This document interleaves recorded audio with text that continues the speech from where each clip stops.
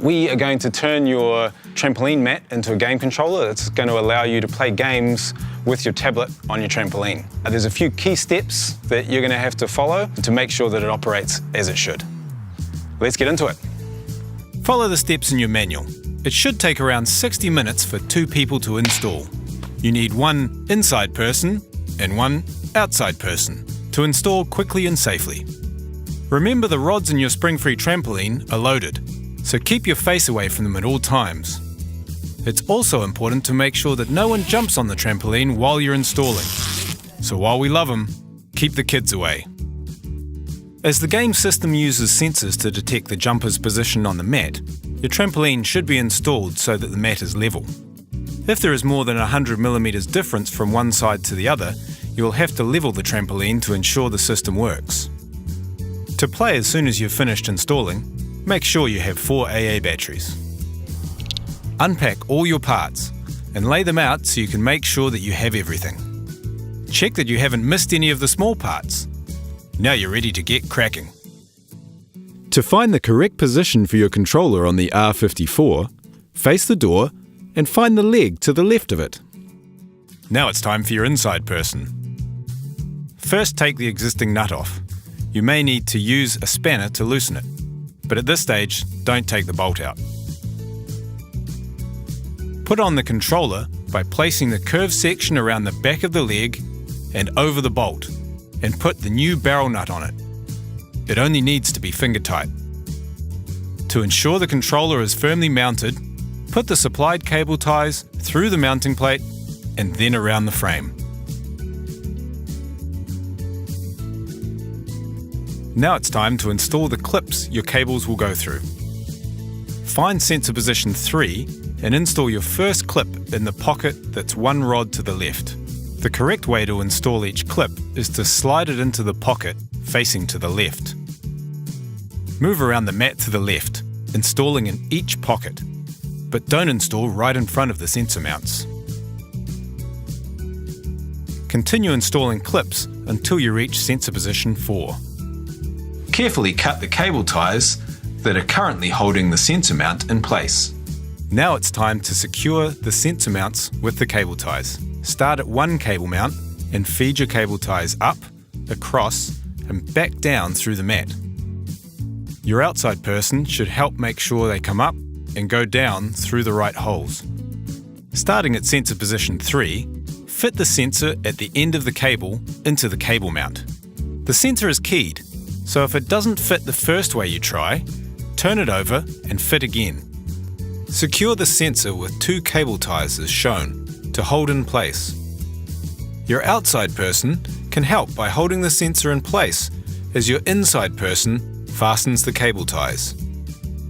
Your inside person will move around to the left, installing the cable into each cable clip until you reach the next sensor position. Install the sensor and fasten both cable ties at each sensor mount. And then keep going until you get to position B, which is next to the controller. Starting at position 4, repeat all steps again.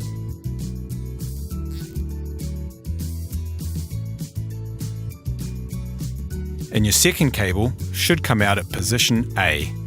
Now it's time to attach your cable ends to the controller.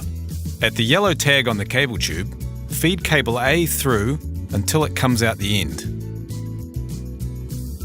Do the same with cable B. It's important you attach each cable to the correct controller socket. Connect the cable with the yellow sticker to A and the cable with the white sticker to B. Once you have attached the cables to the controller, open the Velcro on the cable tube and wrap it around the rod sitting directly above the controller. Use 2 cable ties to attach the top of the cable tube to the cable clips, and use the strap to attach the bottom to the controller. You're almost done. It's simple to build your tablet holder. Just fit the 2 rods into the holder and make sure you get them around the right way as shown. The rods will click into place, and when they're fully inserted, you should be able to see the ends of the rods through the slots at the top, and if you jiggle them, they won't come loose.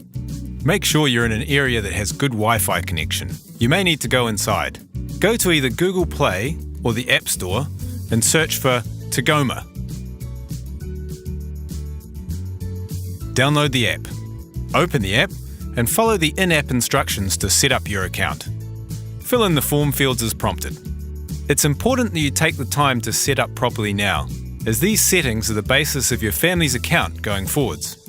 Find the 6-digit serial number on the front of your tgoma installation manual, or the side of your packaging. Enter the serial number in the required field. This will allow tgoma support staff to easily assist you should you require it. At Springfree Trampoline, we've taken great care to make sure tgoma is compliant with the relevant child online privacy protection laws. Now, let's head back out to the trampoline to connect your tablet and battery. Make sure the Bluetooth in your tablet is turned on and install the batteries into your battery pack. Making sure no one is on the trampoline, put your battery pack onto the controller and press the blue button. The lights will pulse blue and green. Open the tgoma app on your tablet and wait until the controller slowly flashes blue, which confirms the Bluetooth connection is working. If you haven't done it earlier, you also need to select the trampoline model that is relevant, as this will ensure the games work properly.